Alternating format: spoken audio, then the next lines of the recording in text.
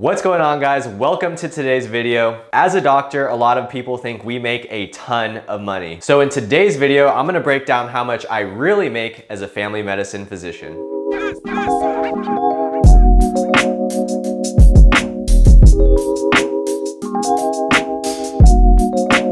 A lot of people may or may not realize is becoming a doctor is actually a huge financial investment. Medical school typically costs a minimum of $200,000 for 4 years of education. And obviously, as a recent college graduate, most people are not making enough money to completely pay off these $200,000 by the time they're done with medical school. So in order to afford medical school and our cost of living, we often have to take out student loans. And because these student loans are for a graduate program, they are unsubsidized, meaning that the loans accrue interest as soon as you take out the loan. So depending on your interest rates, most graduates are left anywhere from about $225,000 to $250,000 of loans by the time they graduate. So there are many strategies to repay your loans. We could go on hours and hours talking about loan repayment, so I will save this topic for future videos. But what I will do is give you guys a quick brief rundown of how much I personally make as a doctor and then how much I will have to pay monthly in loans. All right, guys, so the answer to the question you're all probably dying to hear is my own personal salary is, drumroll please,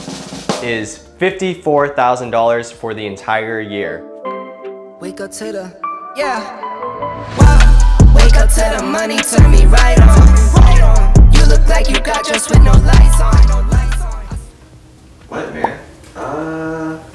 So $54,000 is really not a lot of money. So even though I'm a licensed physician, I am going through 3 to 4 years of training, depending on if I do a fellowship. And then after my training, the typical starting salary for our region in the country is about $250,000 a year. So with my $54,000 salary a year, this is actually pretty standard across the nation, not just in family medicine, but in all specialties. So whether you're a surgeon, whether you're an OBGYN, whether you're in pediatrics or family medicine, all these residents typically make the same salary a year. So I'm in my first year of training, but your salary actually increases about a whopping $1,000 a year. So in my very last year of residency, I will be making anywhere from about $57,000 to $58,000 a year. So along with my salary, there are a couple additional sources of income. We technically get $600 a year in free food at our campus. The way this money actually works is we get $150 every 3 months. If you break that down, that's $50 a month. That's $12.50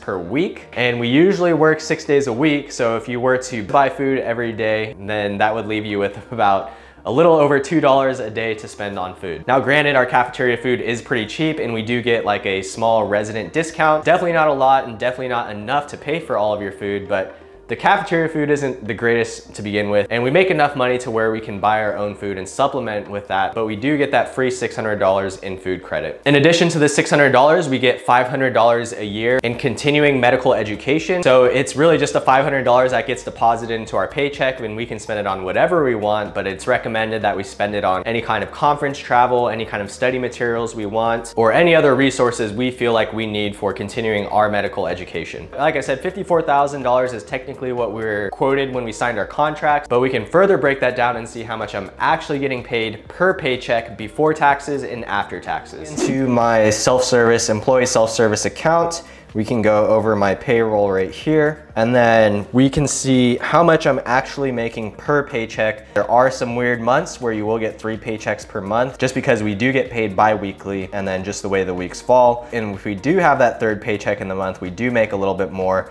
But on average, I'm making anywhere from $1,625 to $1,631. Okay, so if we pull up this paycheck, it shows that I made a total of $2354.48 for this past 2 weeks. Now, all of this isn't taxable income. My taxable income is actually $20.58 for this paycheck, and they took out a total of $425.40 in taxes. Now, this is probably a bit too high. I will end up getting a tax refund this coming year. Just for simplicity, I didn't really change this number to kind of optimize how much I make per paycheck. So after taxes, I made a net pay of $1631.78 for these 2 weeks. So previously I was living on student loans and we were getting dispersed about $12,000 every 6 months for living. So $12,000 versus $17,000 net is a nice little bump in income. So if we go to my loans really quick, I have my loans through Great Lakes. Let me log in. You can see here my account summary. is $251,754.28. This is also including, I had a little bit of undergraduate loans in here, so this isn't my total med school loans. I also have some loans through Sallie Mae, which I made a mistake my first semester and took out that private loans, which I believe is about like $14,000 right now. And I just made my most recent payment of $150 on that loan. But these are federal loans right here, so I do not have to make any payments until March of this year, and I haven't made any payments just because they're in forbearance and they're not accruing interest at this point in time due to COVID. So if I were not to do anything or choose any kind of repayment plan, my monthly payments would be $2,000.830, which obviously that would eat up a huge chunk of change. We can pull up my calculator right here, and I made $1,630, and then for the 2 weeks, so times 2, that's about $3,200.60 that I'm making a month. So if we subtract the 280.30, that would leave me with $430 total to spend on everything else, which obviously is not doable. So if you click manage payments, there are different ways you can decrease this payment amount. You would like to click, I'd like to see if I'm eligible for income driven repayment. And then if you basically just fill this out really quick. Okay, so I make $54,000 a year for my AGI. I work about 72 hours a week on average. Great Lakes is my only servicer, and I only took them out for a graduate program. And then we can click see estimates here. But if I change to income driven repayment, I would actually pay $291 a month instead of $2,800 a month. There's other options I can do to customize this plan.